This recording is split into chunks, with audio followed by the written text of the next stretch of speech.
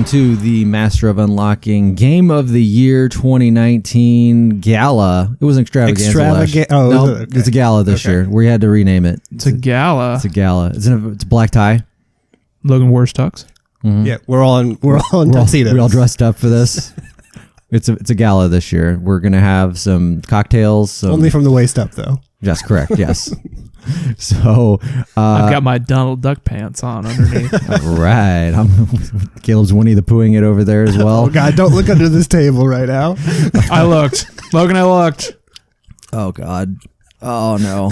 Why'd you look? Oh. All right. Well, we are here. I'm Logan. Across from me, Jason. Hi. Caleb. Hello. And we are going to have our first category and our only category this year. We are going to do Moment of the Year.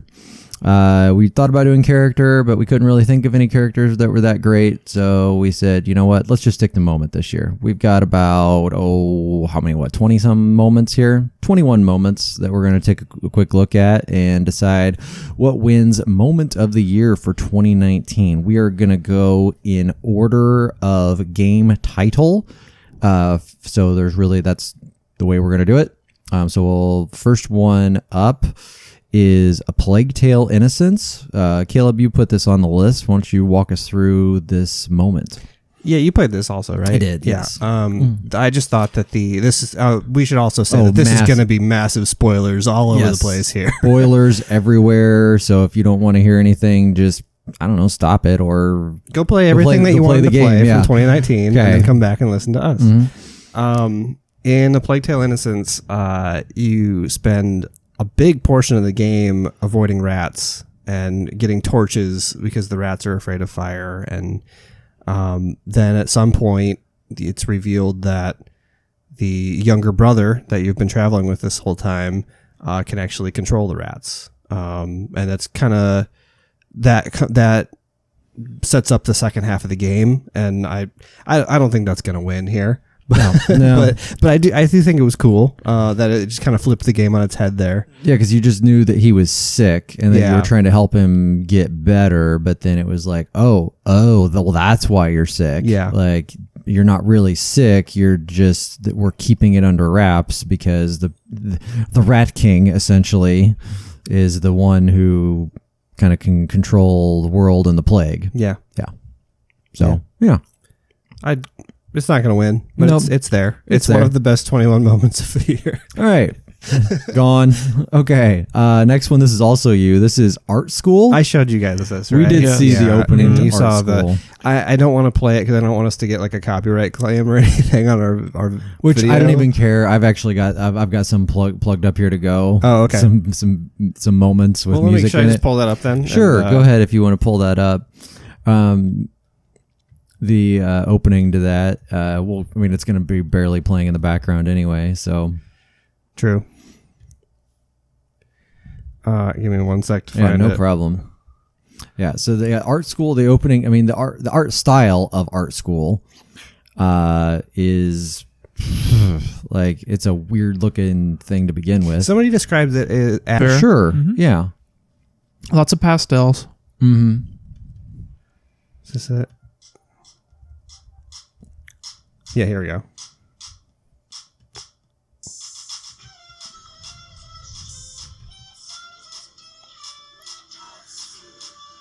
I don't know if this is picking up or not. Either, but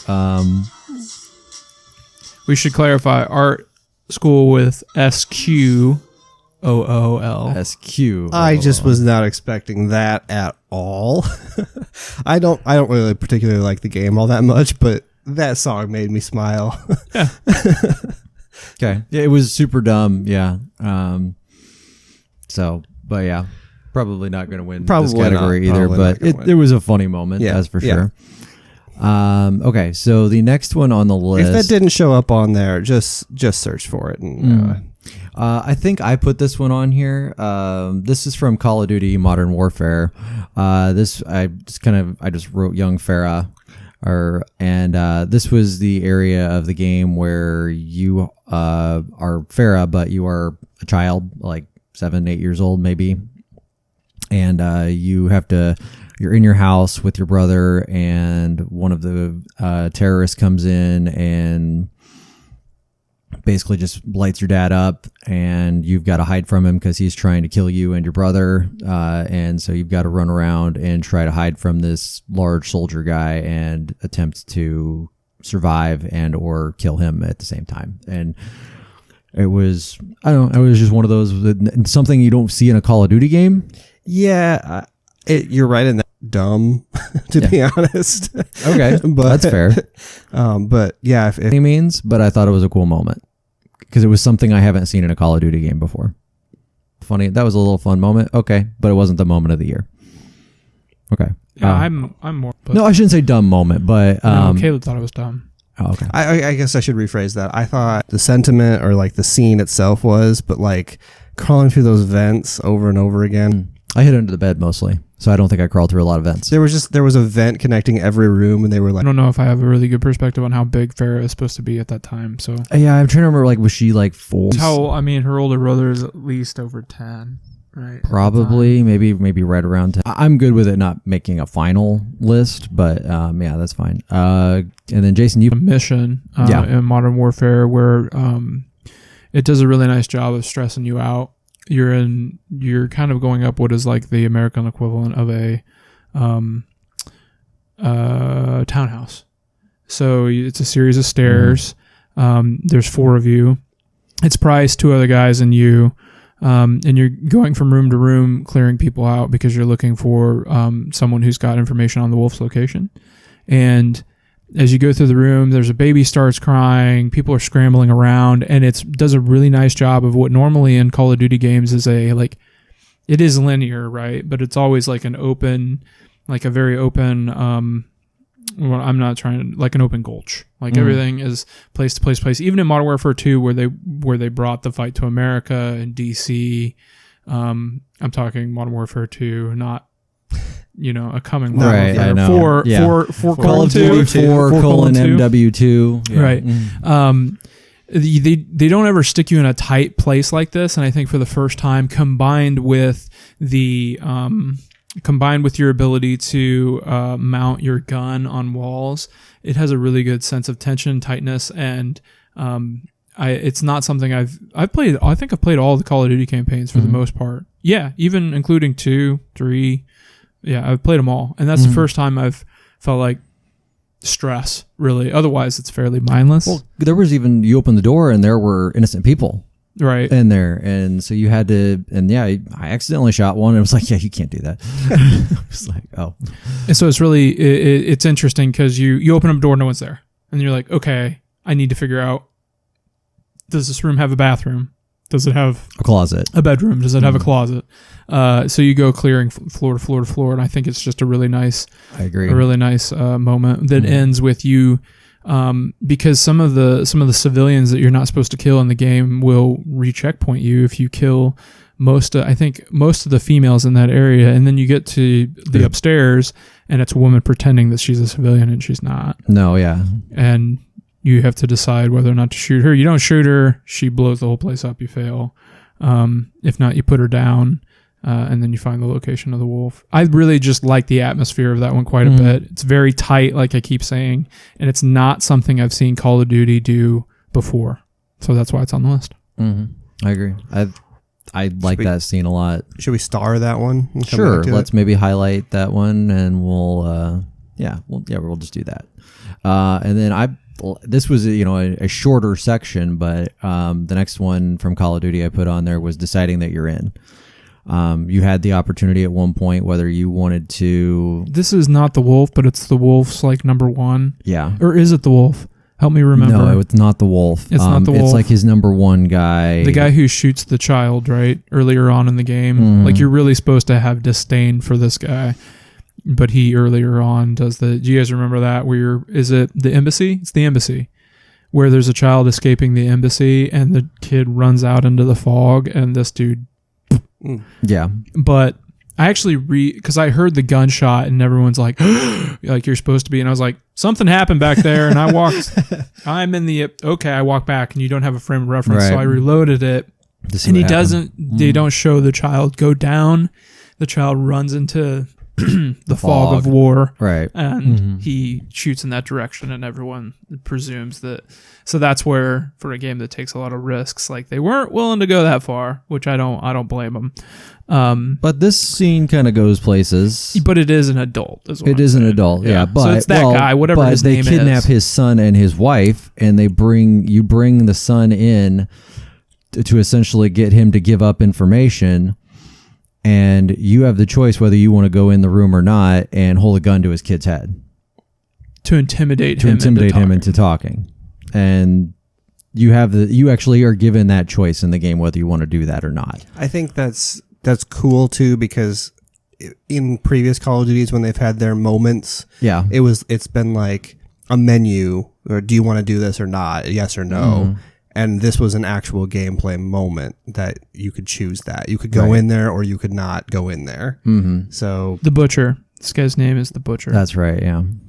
And so I did both just to see what would happen, just because, reloaded it. And like basically nothing happens if you decide not to go in. It's just kind of like, okay, well, he comes out and that's fine. But then, if you go in, like, it's an intense scene. I think it's reasonably effective. And this is also where I get a little bit salty. We already had this conversation about Modern Warfare, but like, okay, go do better. Then if you think that you can have an impactful moment in this kind of game, and I know we're all Call of Duty fatigued a little bit, but I think it's like to pretend like that this doesn't have an impact on you, or if you wouldn't be uncomfortable making this choice, like you're not being honest with yourself, or if you're too cool for this, then good for you. Or the fact that it made you so uncomfortable that you want to complain about it too. I think that's also a thing that people do. Like, it did its job if it made you uncomfortable. Right. And you have to then live with that as the gamer.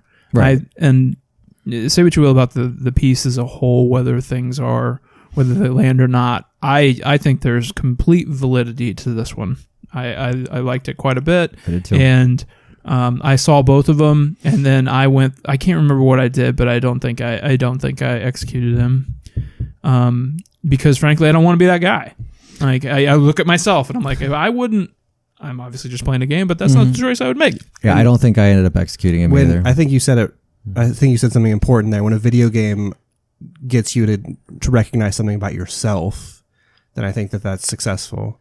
And I have a hard time if someone is way too cynical to recognize that. That's all. And I think it deserves to be X'd. Are we calling it X'd? We're saving it. Starred, X'd. Yeah, we're stars. No, yeah. So if you want to X that one, that sounds good to me. Next, we've got a few from Control here. So Jason, I believe you put Mr. Bones. Yeah, I don't know what this is. So this is hard because now we can watch it if you want. Mr. Bones they have these little puppets. Oh, okay. Mr. Bones has a show. What they call something kids. I can't remember the name of it. Okay. It's very like it's very, what is Bray Wyatt's thing? It's very Firefly Funhouse. It's very much that in in like a puppet form. And but so creepy, so this girl's like, I failed my not telepathic test or like telekinesis, my TK test. It's okay. And then she's like, well, don't interrupt me. And he starts out being like supportive Uncle Bones and then like just reprimands this poor kid for a minute and a half. It's super weird because they're two hand puppets that are talking to one another, and like by the time it's over with, I couldn't stop watching it, like glued to it. It was like in the moment, like Toady 2019, could not stop staring at it. It was just like, this is super weird, and why is he yelling at this poor kid? They're like puppets, and I feel sorry for her because he's just like berating her, telling her that she's just a piece of garbage, and it is bizarre. I don't know. I don't think I watched that one. I watched like one or two of the TV shows. I don't think I watched that one in particular. It was weird. There was a couple of those, but that was the one that was like really wild. Let's see where this winds up in the whole list, and then if you've seen it, right? Yeah. So if Caleb needs to watch it, then so let's move on, and then if he needs to actually watch it, we'll just have him watch it. We're gonna move on to the next one here.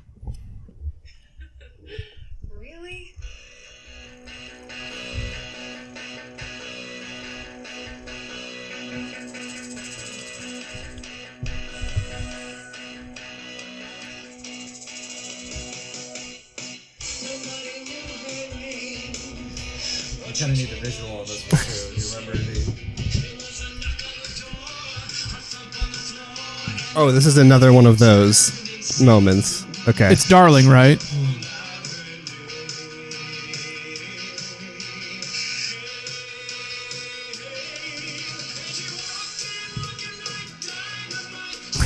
I don't think I saw this.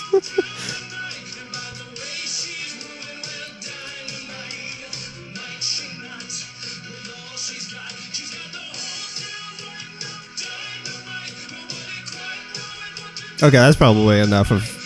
We get it. We get it. Dynamite. We don't need to listen to the whole thing. Talking about. It's I mean this is ridiculous. It's almost over. You know, I nominated Mr. Bones, and now after seeing that again, let's just call one from Control. I think Mr. Bones is awesome, but there's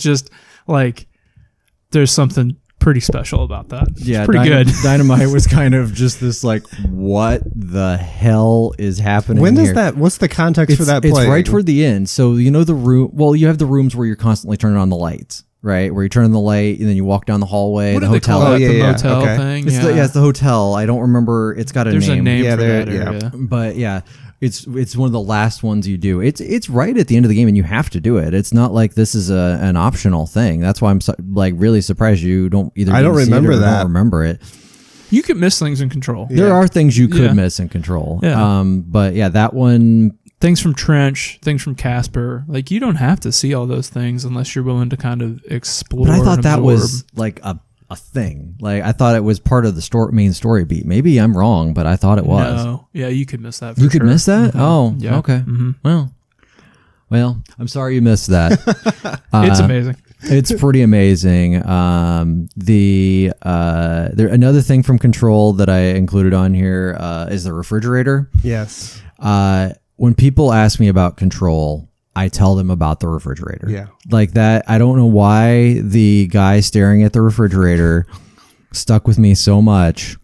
But you feel so bad for him. Because he's just like, I can't quit watching it. 4 hours. Mm-hmm. Real quick. Sorry, I just want to help since Caleb didn't see Dynamite, I want to put it in perspective real quick. It's in the last Ocean View Motel puzzle. Okay. That's the name of it, where you're pulling the strings. And it's yeah. in one of the rooms that you can miss. It's not the object. As you pull it, different rooms open up and you go back and forth.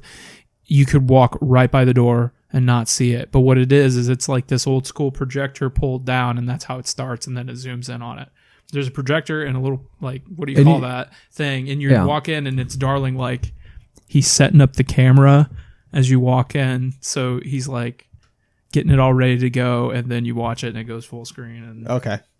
That makes sense why I didn't see it, because I those those Ocean View hotel moments I didn't really understand, so I was just like, let me get through this because I just want to see the rest of this game.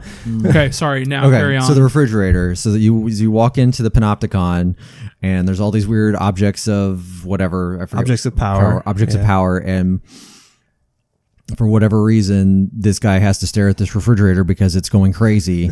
And if you don't stare at the refrigerator, if somebody is not staring at the refrigerator, something bad is going to happen. Right. So did you guys happen to do that at all? Yeah. So you went through and you fought the refrigerator? Yeah. Yeah. Okay. I'm just making sure you did, because I don't know why I found it so funny that the objective of that, once you fought the refrigerator, was subdue the refrigerator. Yeah. Subdue a refrigerator. Pretty good. That poor dude just gets blown away. Yeah. Isn't he just, there's nothing left of him, right? No, there's nothing.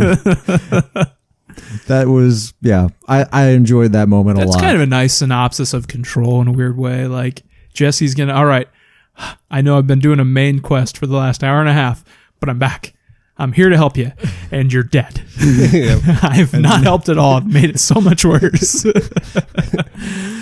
That's a real good moment of that. Yeah, because the first time you hear about that, you cannot get in that room, right? Like you have to go around. You have to go back, talk to the right? supervisor, because the only way to get in was to get around it. You have to talk to the it's a main quest line to get to the supervisor of that area. Yeah. Then it's your choice, right? Whether or not to go back. And you can just leave them hanging. And I didn't do it until the end of the game. Oh, really? Yeah, I didn't. Oh, I went as soon as I could, because I was the whole time I'm for the guy. Yeah, I felt so bad for this guy. This guy hasn't blinked. This guy hasn't blinked. He's been there for 24 hours and he can't stop looking at a refrigerator. I'm flying around. I'm shooting things. I'm having conversations.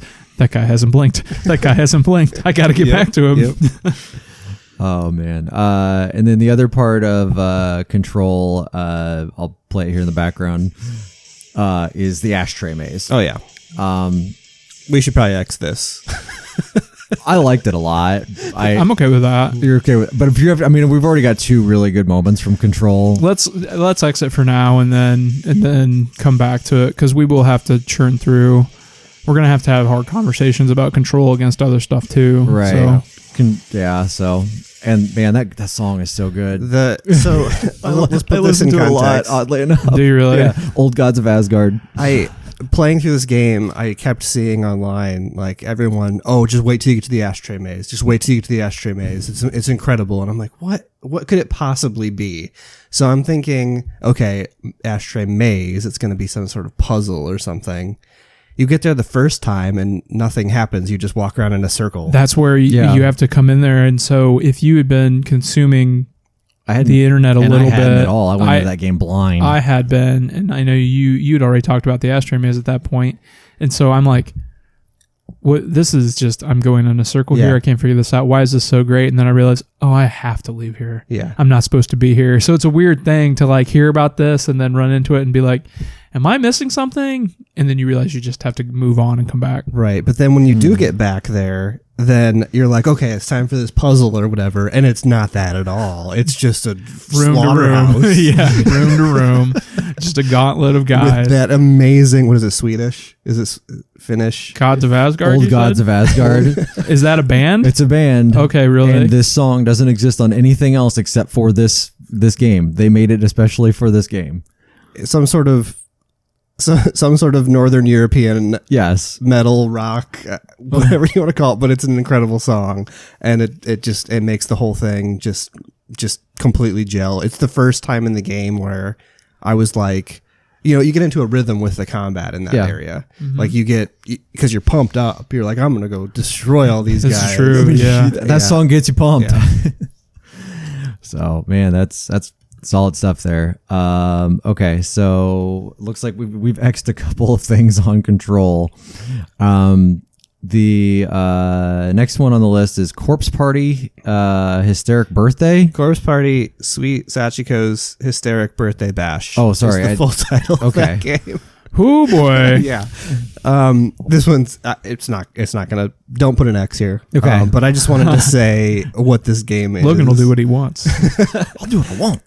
So you guys can exit too. Corpse Party as a series, the main villain of it is a little girl named Sachiko. And she's kind of a demon ghost thing. I don't know how to describe her very well, but she for various reasons, people get trapped in Heavenly Host Elementary School, which is an abandoned elementary school, and she like haunts it. And it's normally pretty like horror driven in all of these games. This one's completely different. Sachiko decides she wants to have a birthday party for herself.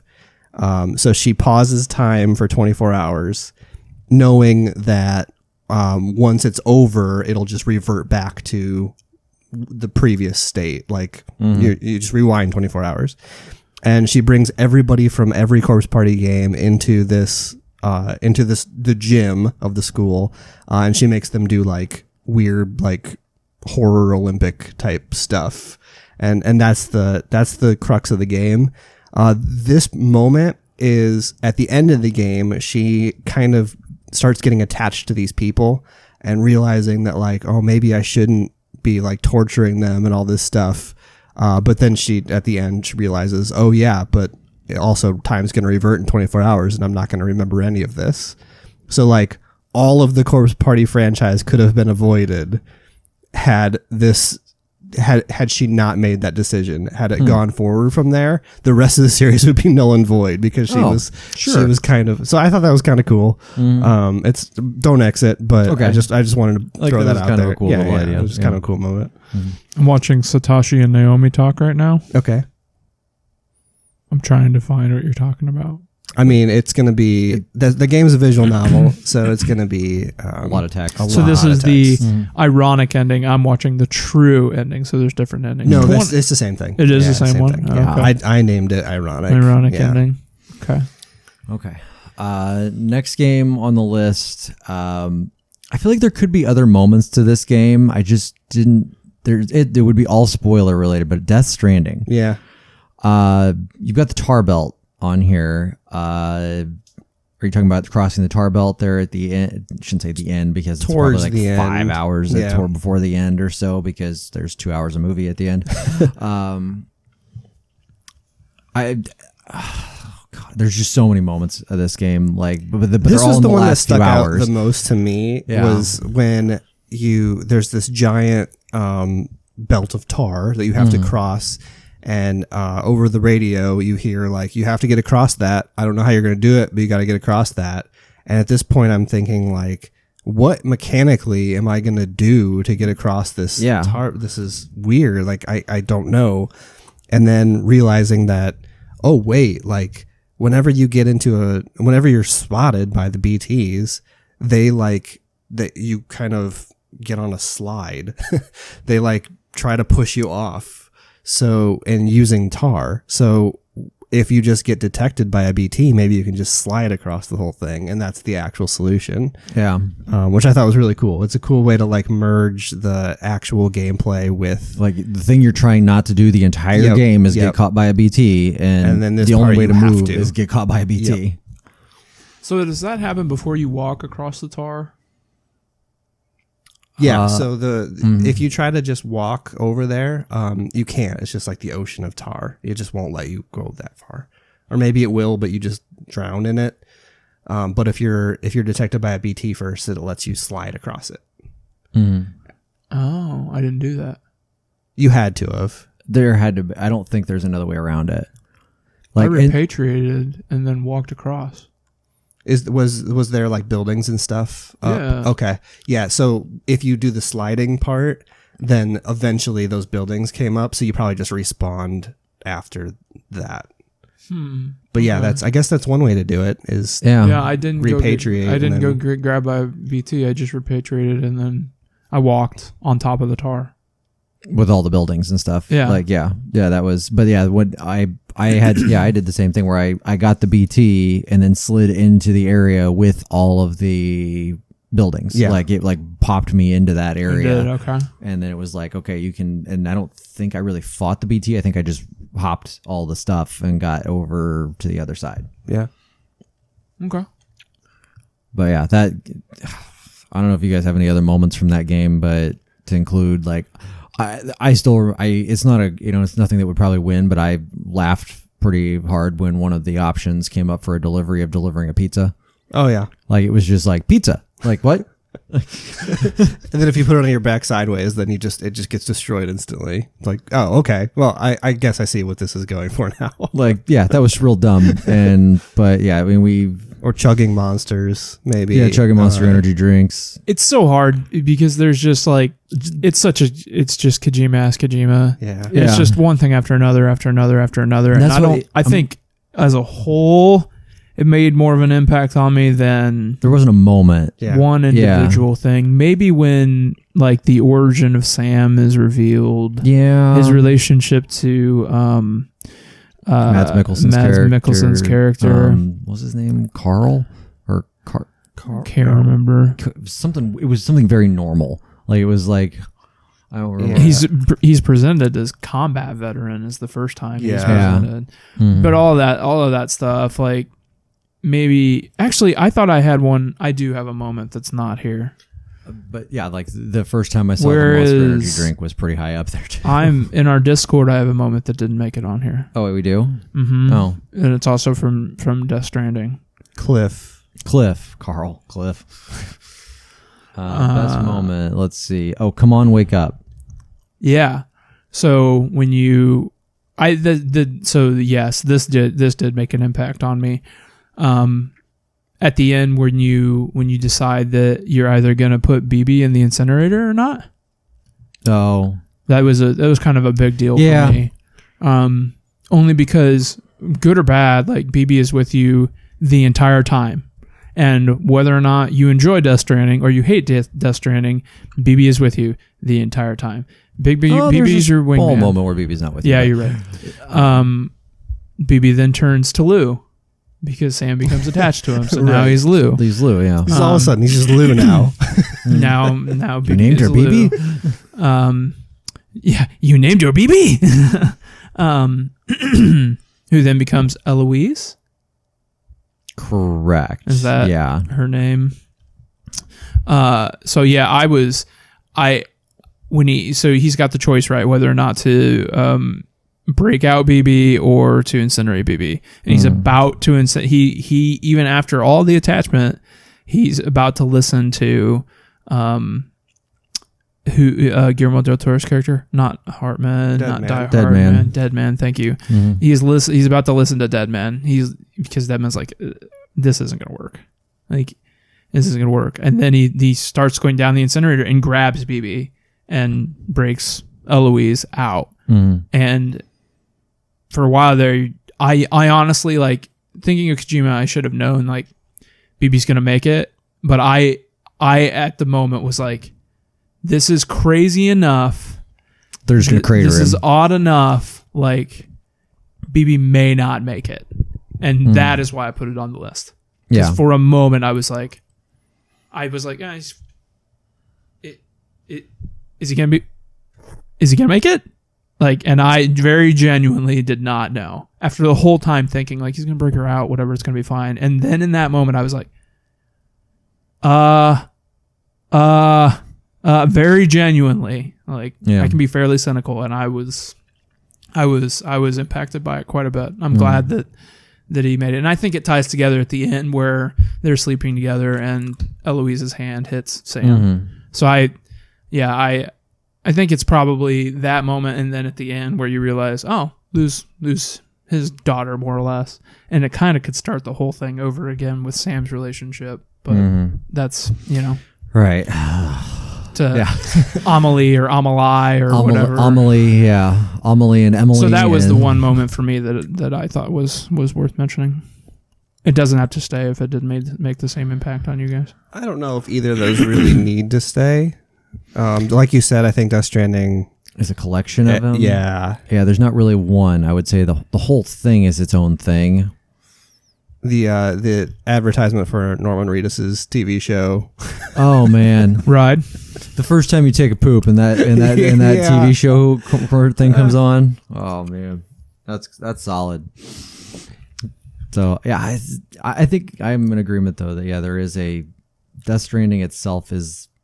Can we just give Death Stranding the award for best moment as a game, as a moment in time? He wins like honorary something for that, because it's like there was just so many weird things of that game that were just wild. But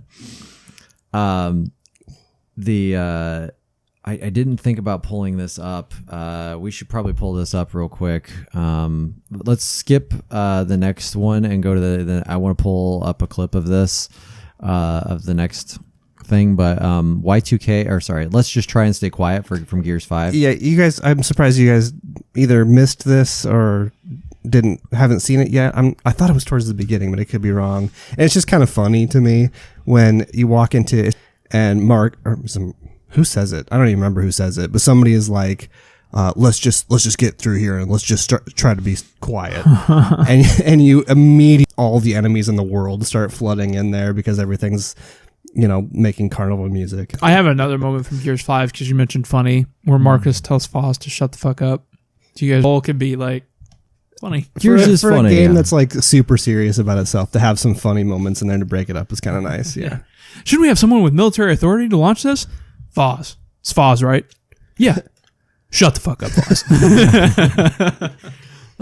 Gears has some funny moments, that's for sure. And then we've got Devil May Cry 5, where Dante gets the hat. So we're just going to pull this up here real quick again, just to remind ourselves how ridiculous this moment was. It's pretty good.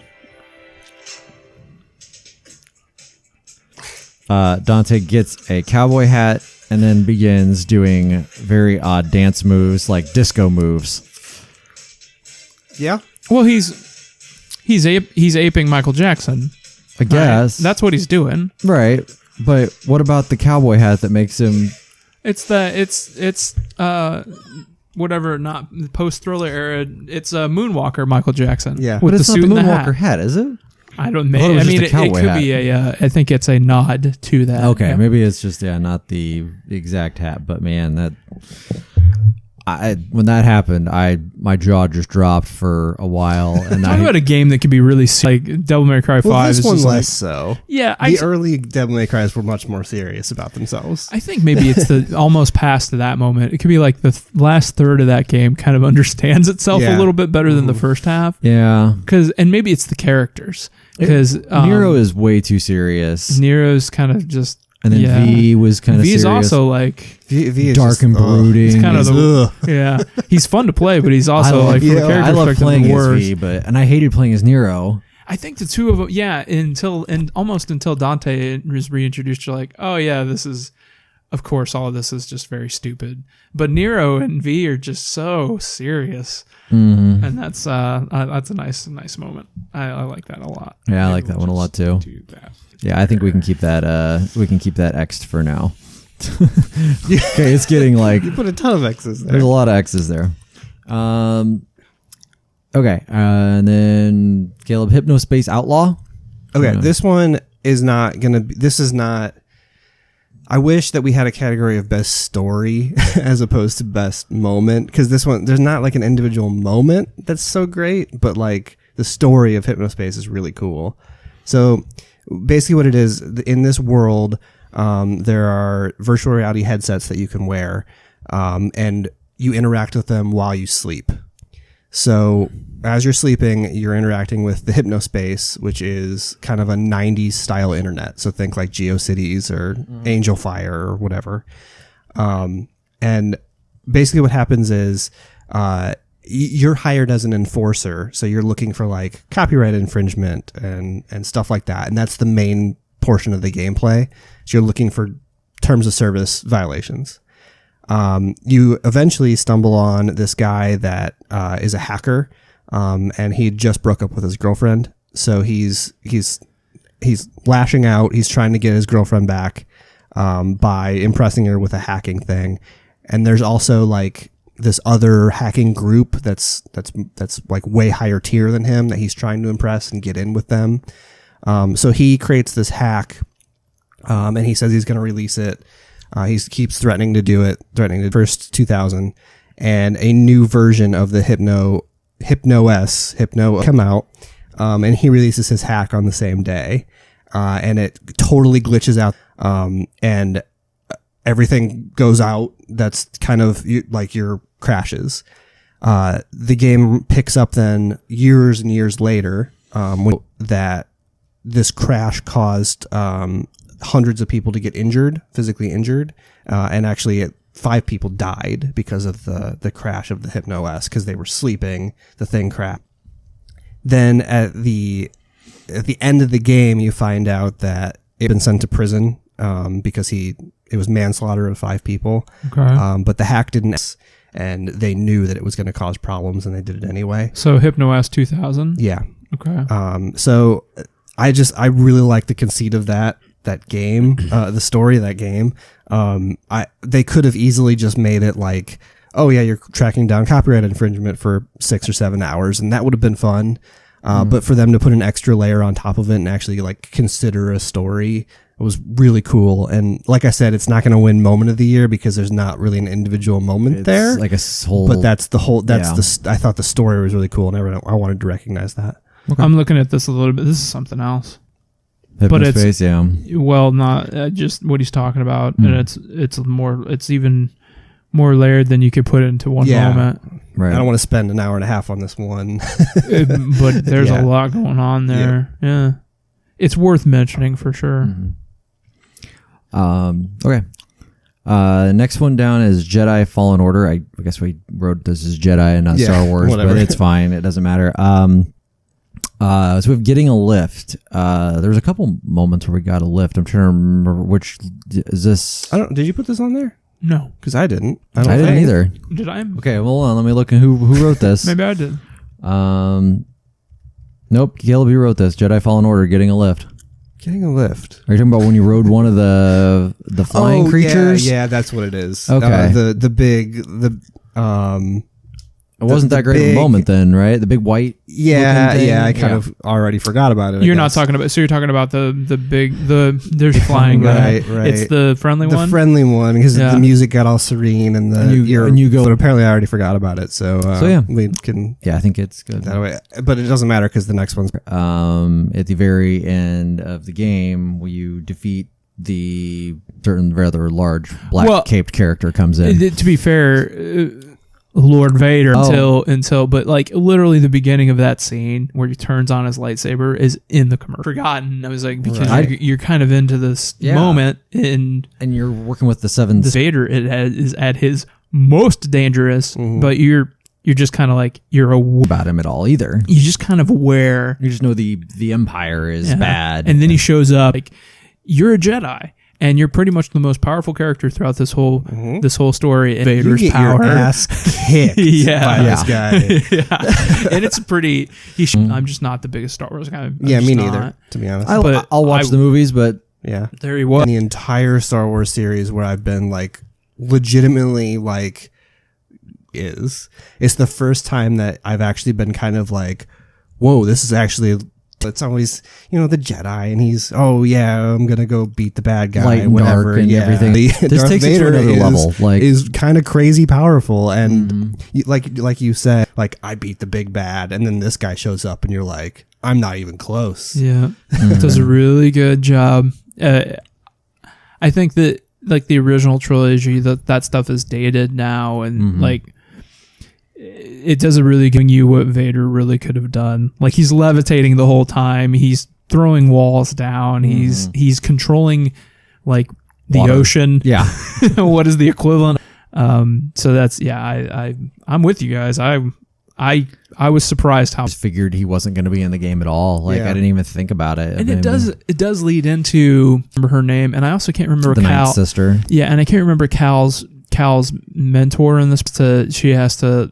She says that she's going to save the younglings, and then she doesn't because she is packaged well right there at the end. This is between episodes 3 and 4. So if you're really throwing movies out there, recontextualizes a lot of episode 4. Huge imbalance here. Like the dark side is way above everything that the Jedi are doing right now. Yeah. It actually kind of helps that in a lot of ways too.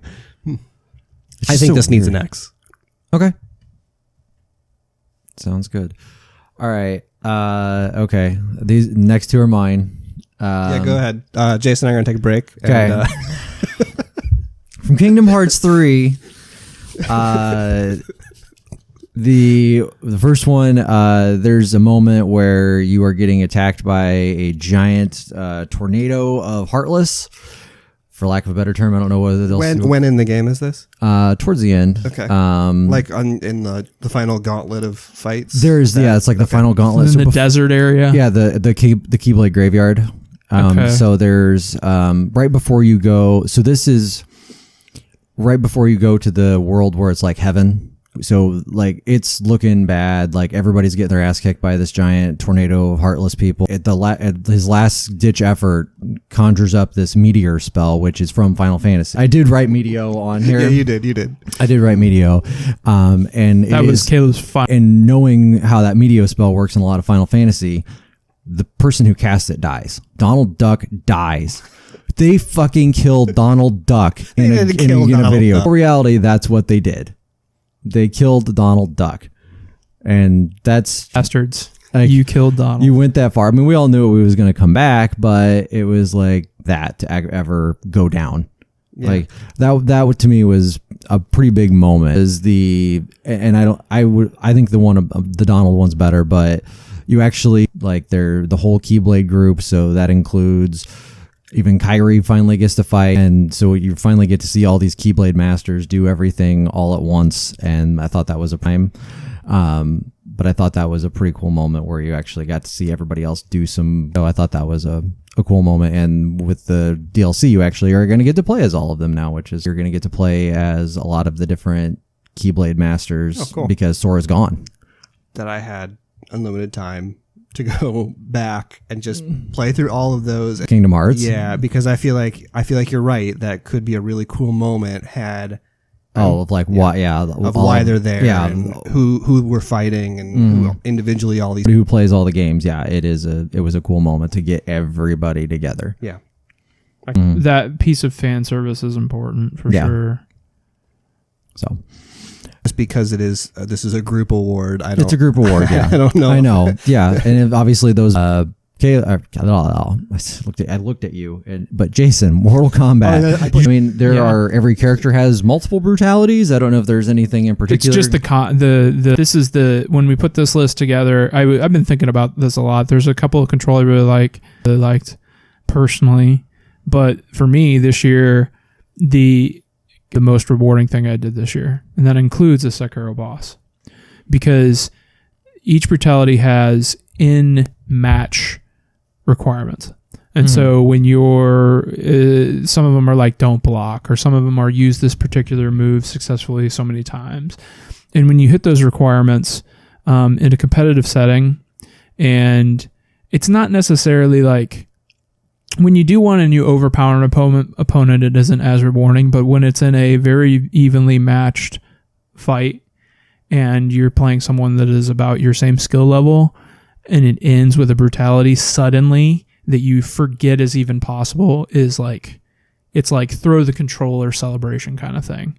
It's just it's hard for me. It's hard for me to put it in perspective with like another thing in gaming. It's a skill-based achievement. I mean, is in all reality. That's a good way of putting it. And so it's like it's this thing that you've been busting your ass and you finally get rewarded for it. Yeah, is what it is, and that's the way I kind of see it. And I can't I'm trying to like the last kill in like an FPS game, maybe like the final kill there. I'm just trying to put it in perspective of the way it makes you feel. And when it ends that way, and it ends suddenly because it's not a finish him, it's a move that translates into death immediately, and that for whatever reason, like there's just the final.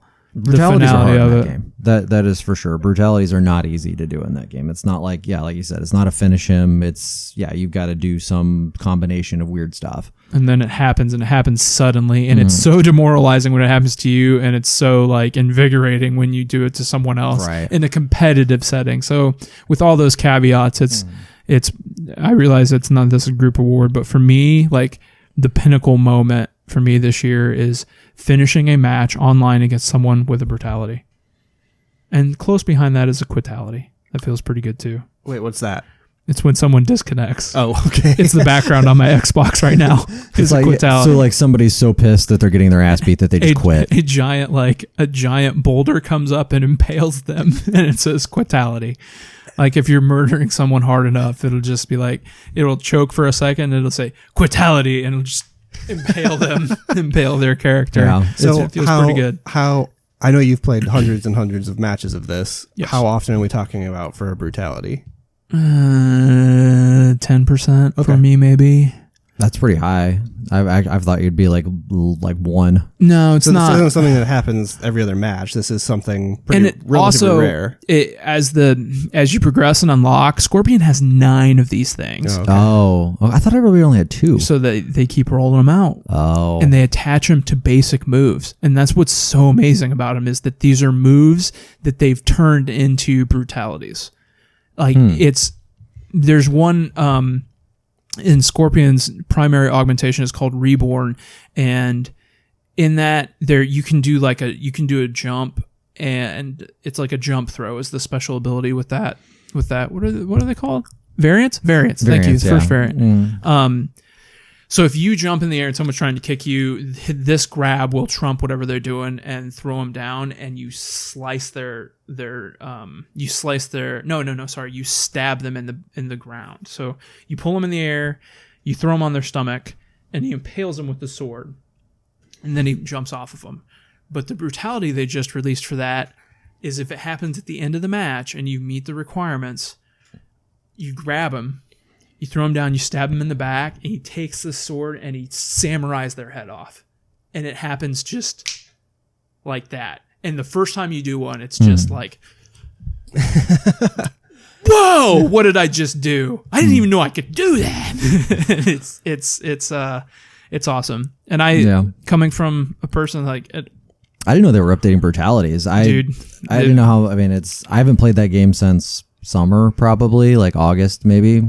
So and they're all basically just variations of common moves. What you just said, like that to me resonates like when you think of old school Mortal Kombat and you didn't know the finish him, you didn't know those either, and you see somebody do it for the first time, it's like, I didn't even know you could do that. That's awesome. I think maybe that's kind of the same. Like that Mortal Kombat 2 arcade, and like all of a sudden you get beat by somebody, like, what the fuck just happened? Like, it's the surprise of it because you can unlock them, but they don't reveal themselves until you do them.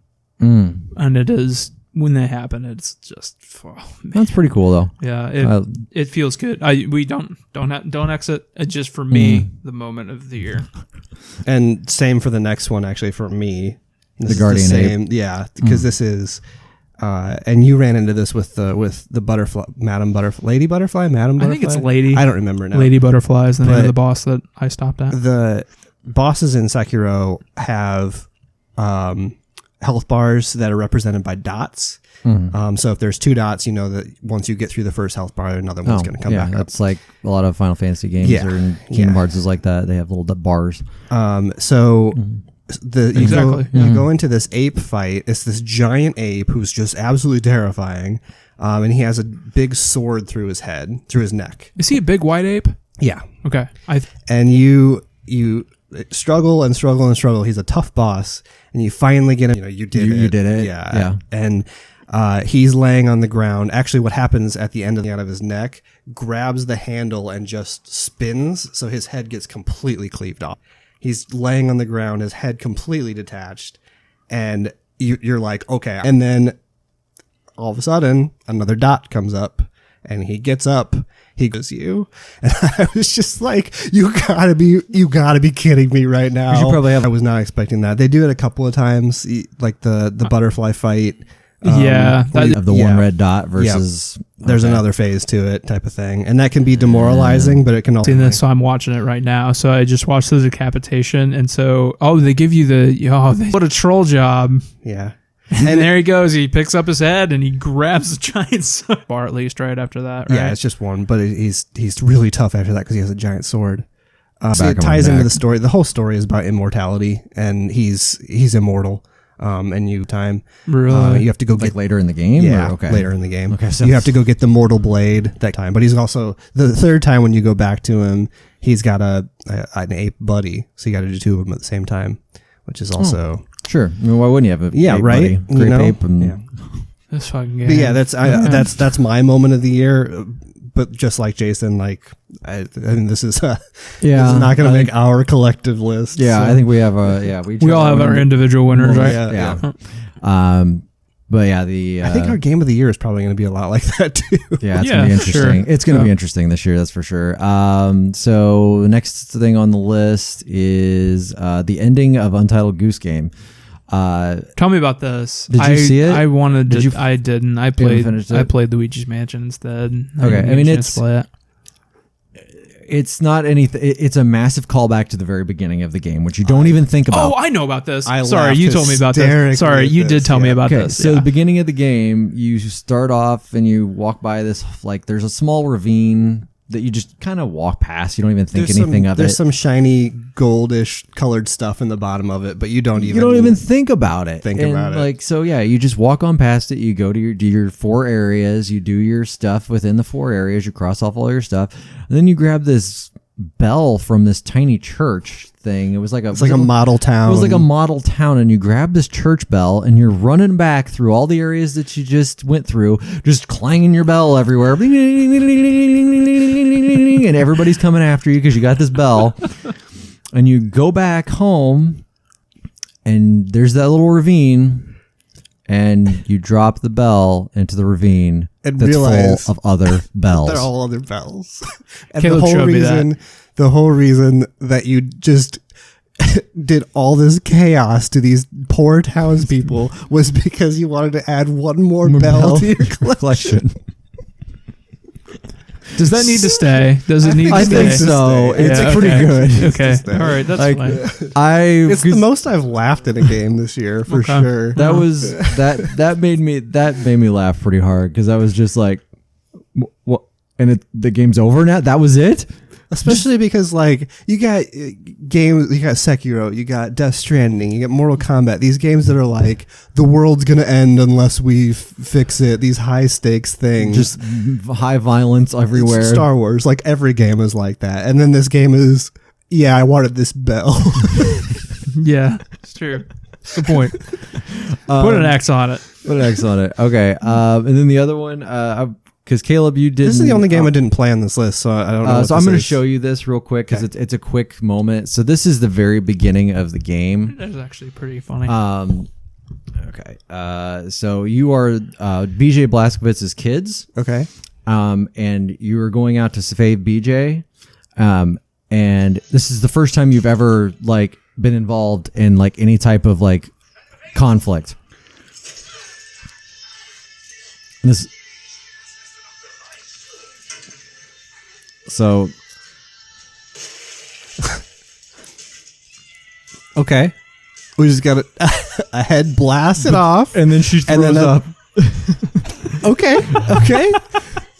So yeah, so they'd never killed anybody before, and next thing you know, she kills somebody by blowing his head off clean with a shotgun, and is so excited, and then immediately just throws up like. Okay, that's not bad. And the game is all downhill from there. Like it's just.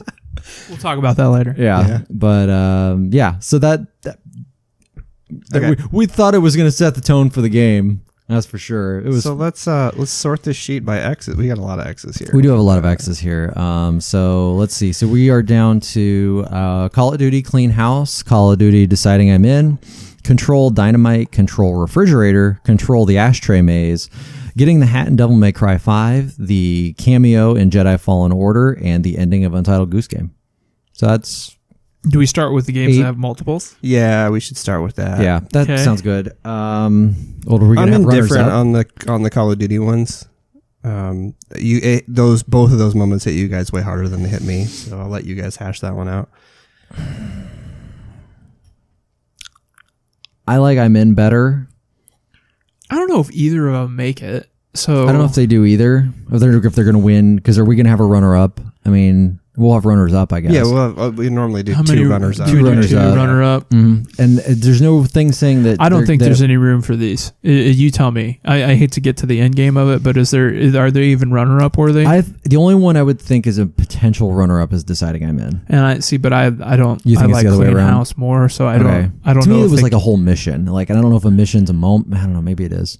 Well, and again, like this is a group thing, and So since we cancel each other out, since you guys cancel each other out, and I'm pretty indifferent to both. So I don't know. Do you feel more passionate about other stuff on other X's? Yes. Then I'm willing to let that go. Okay.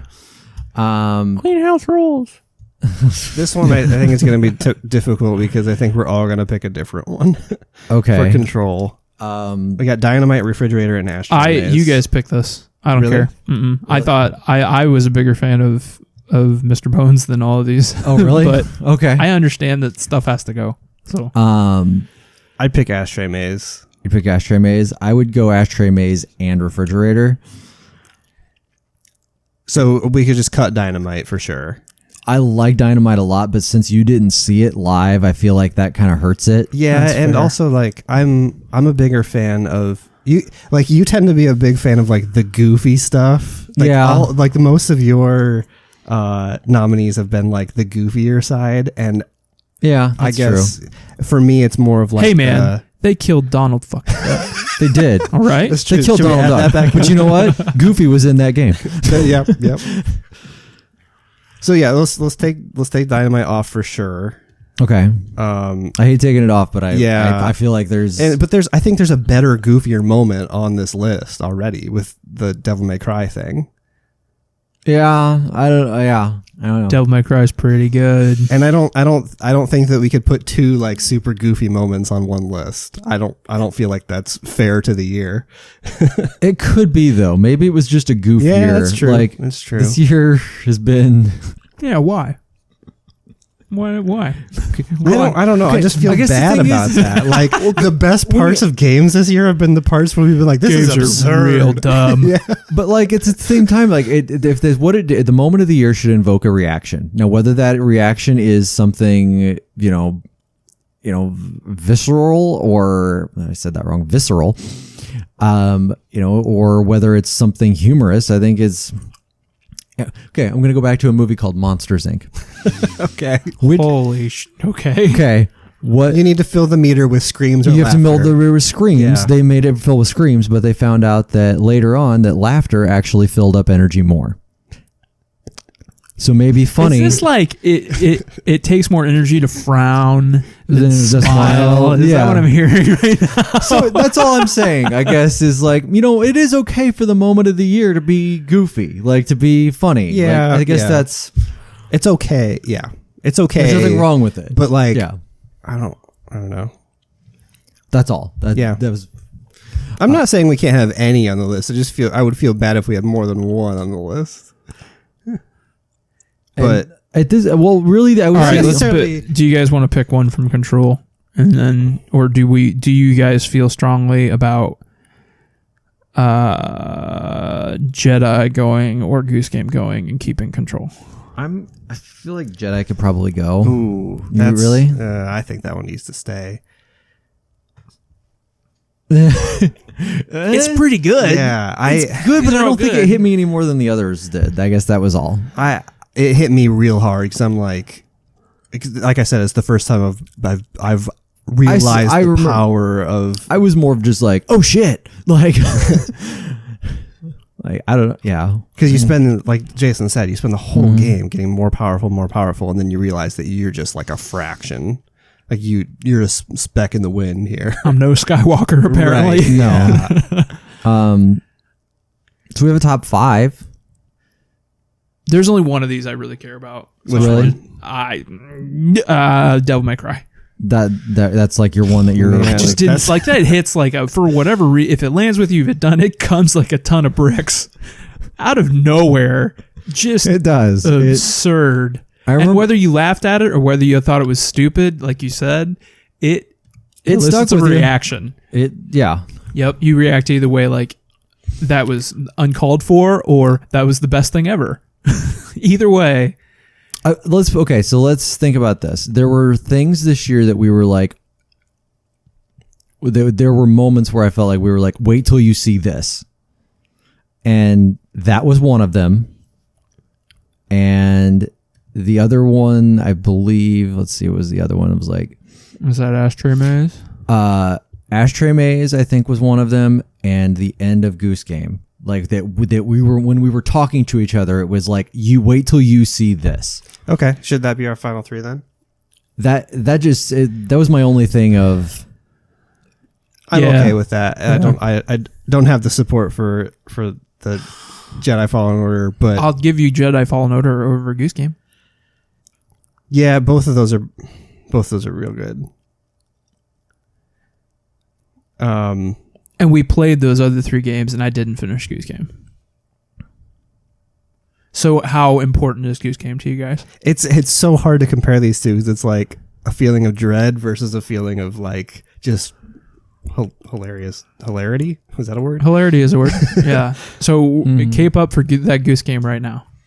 I'm telling you spend 2 hours running around messing with people, and then all it is at the end is you're literally running through their same areas again, going ding, ding, ding, ding, ding, fine. Like if that's better than Fallen Order. No, it's not. It's not. It's not. Okay. Because you just reminded me of because that part, the actual gameplay of that part is kind of annoying because the townspeople are trying to get the bell back. So they'll knock it out of you, and you have to go get it back. And yeah, it's kind of annoying to get back there. So yeah, let's go Fallen Order. Okay. Ashtray Maze, getting the hat, cameo from Fallen Order. Is that our list? Yeah. Okay. All right. Yeah, I really like that refrigerator scene too. Yeah, I do too. Like, but I guess if we're picking only one from a game, if that's the rule, then which wins then? Ashtray Maze, getting the hat, or the cameo? I'm going to say cameo as a runner-up then. Yeah. Since it had to be. Yeah. So the Ashtray Maze or getting the hat.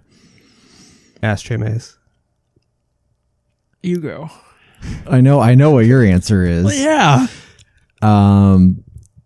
I think I've got to go Ashtray Maze. Ashtray Maze, the reason that I think this is the case is because it's a blend of the story and the gameplay and the music. It all comes together in that one spot.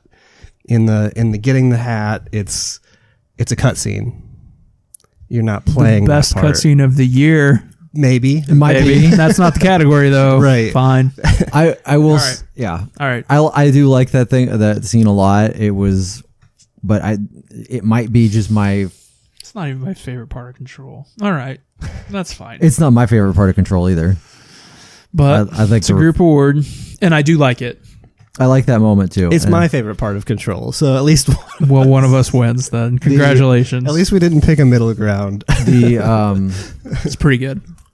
I'm okay with that. Yeah. The only reason why I went Ashtray Maze over this is because I find myself listening to that song a couple times a week. Wow, really? Same. Yeah. Really? Yeah, that's really? Yeah. Okay. Well, that alone then, okay, if you guys are taking control that often. Take control. You feel like you need to get yourself in check and get yourself on task that much. I like that song a lot. It's super dumb and I love it. Okay, so Can Getting the Hat be number 2? Sure. I mean, we don't traditionally rank the 2 and 3, do we? Well, can it be? We can this year. Okay. Yeah. Okay. So our moment of the year is the Ashtray Maze from Control. Number 2 is Getting the Hat in Devil May Cry 5. And our number 3 is the cameo in Jedi Fallen Order. With honorable mention to the ending of Untitled Goose Game. Yes. Sure. That's fair. And also the refrigerator from Control. And Mr. Bones from Control. And also everything else we talked about. Yeah. And everything else. Yeah, everything else wins honorable mention because we obviously felt like it was here for a reason. We mentioned it and we are honorable. We have honorably mentioned No, I'm saying we are honorable. So yes. As we mentioned it. Yes. Congratulations, Mr. Control. We'll be sending your reward in the mail to the Federal Bureau of Control. Who should we address it to? Trench? No, Jesse. Jesse. Jesse's the only one. No, Jesse. Yeah, Jesse's the director. Oh gosh, what is it? It's his song, right? So it's got to be to him. Oh yeah. I guess he was listening to it. That's right. We had to get his Walkman. Head of Custodial Engineering at the Federal Bureau of Control. It was something Latino. Really? Yeah. Okay. All right. Well, congratulations, Control. Congratulations. We'll be back with Game of the Year.